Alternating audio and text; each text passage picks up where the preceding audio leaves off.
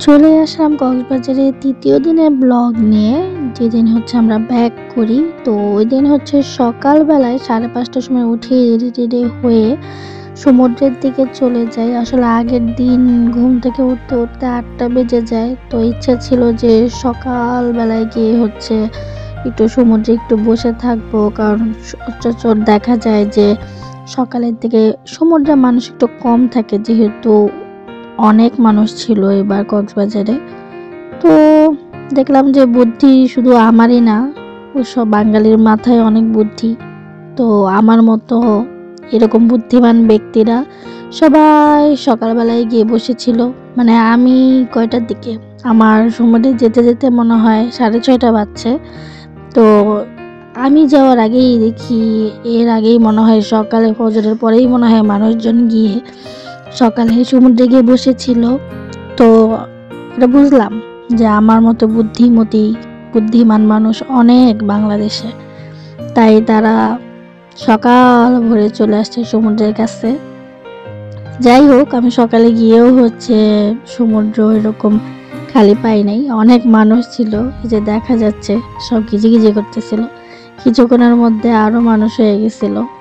তো যেরকম এক্সপেকটেশন ছিল ওরকম ছিল না, যায় অনেক মানুষ পাইছি, বাট সমুদ্রের ঢেউ দেখতে অনেক ভালো লাগতেছিল যদিও।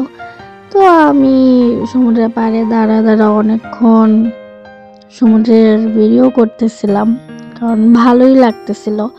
দাঁড়া কিছুক্ষণ দেখতেছিলাম, তারপর আশেপাশের ভিডিও করলাম।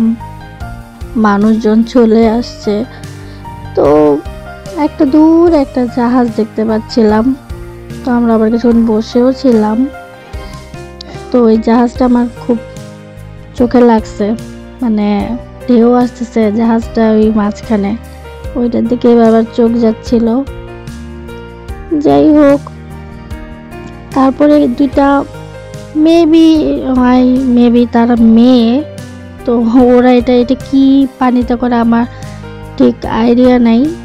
তো ওরা দেখলাম যে এটা করতেছে, তো আমার ওদেরকে দেখে আমার নিজেরই ভয় লাগতেছিল যে এত স্রোত আসতেছে, এর মধ্যে ওরা এটা করতেছে, যদি ডুবে যায়। ওরা মেবি অনেক সাহসী, হয়তো সাঁতার পারে, আমি তো সাঁতার পারি না, তো আমার এগুলো দেখলে একটু ভয়ই লাগে। এই যে জনগণ সবাই চলে আসছে, একদম ফুল, একদম সমুদ্র ভরে গেছে কিছুক্ষণের মধ্যেই। তো আমরা হচ্ছে, যেহেতু আমাদের 7:30 থেকে হচ্ছে গিয়ে আপনার ব্রেকফাস্টের টাইম, তাই আমরা আগেই চলে আসি হোটেলে। এসে আবার বারান্দায় বসে থাকি, কারণ আমাদের ফ্যামিলির কেউই তখনও উঠে নাই।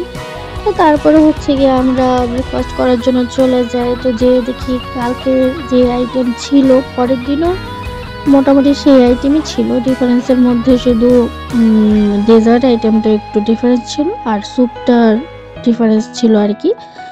এই মানে আর মেবি হচ্ছে জুসটা ডিফারেন্ট ছিল আর ফল, এছাড়া আর কিছু ছিল না। তো আগের দিন যা খাবার দিয়েছিল এই দিনও সেই খাবারই দিয়েছিল, আর মোটামুটি খাবার ভালোই ছিল, ব্রেকফাস্ট হিসেবে ভালোই। আর আমার এই যে পাউরুটি দিয়ে বাটারের জেলি, মানে আমি 2 পিস খাইছি, মানে আমার এত ভাল লাগে এটা, মানে আমার কাছে ব্রেকফাস্টে আমার পাউরুটি খুব পছন্দ। এরপরে খাওয়া দাওয়া করে হচ্ছে আবার আমরা সমুদ্রে চলে যাই সবাই মিলে। তো যাওয়ার পরে এই যে অনেক ঘোড়া, আশেপাশে সব নেচার দেখতেছিলাম, ভিডিও করতেছিলাম। তো একটা ঘোড়ার মধ্যে বাবা পিচ্চিদেরকে নিয়ে ভিডিও করতেছে, দেখে খুব মানে ছবি ভিডিও করতেছিল, দেখে খুব ইন্টারেস্টিং লাগতেছিল। তো আরিফ চাচ্ছিল যে সে একটু ঘোড়াতে উঠবে, সাদা কালার একটা ঘোড়া সামনে মানে মানুষ উঠতেছিল, এটা দেখে। তো এইবার ঘোড়াটা আমার পিছনে তেড়ায় আসতেছিল, তো আমি একটু চিল্লাইতেছিলাম যে ঘোড়া আমার দিকে কেন এরকম করে আসতেছে, কারণ ও সোজা থেকে আমার দিকে দৌড়ানি দিচ্ছিল আর কি। তো যাই হোক, তো পরে আলিফ ঘোড়ায় উঠতে চাইছে, ওকে একটু ওর পিছনে আমি গ্যালামি করলাম। এরপরে আবার চলে আসছে হোটেলে। আসার পরে এই যে আলিফ দুষ্টামি করতেছে, ওদের রুম আমাদের রুম আলাদা ছিল। আমি একটু হচ্ছে গিয়ে হোটেলের ভিডিও করতেছিলাম, কারণ আমাদের হোটেল থেকে সমুদ্রটা দেখা যায়। তো আমি বের হওয়ার আগে হোটেল থেকে, যেহেতু আমি হচ্ছে রাতেই সব ব্যাগ ট্যাগ গুছায় রাখছি, আর সকালে কি পরবো না পরবো সব গুছায় রাখছিলাম, যাতে হচ্ছে সকালে কোনো প্যারা না হয়। তো এর জন্য পরে হচ্ছে আমার অনেক ফ্রি টাইম ছিল, সব গোছানো শেষ।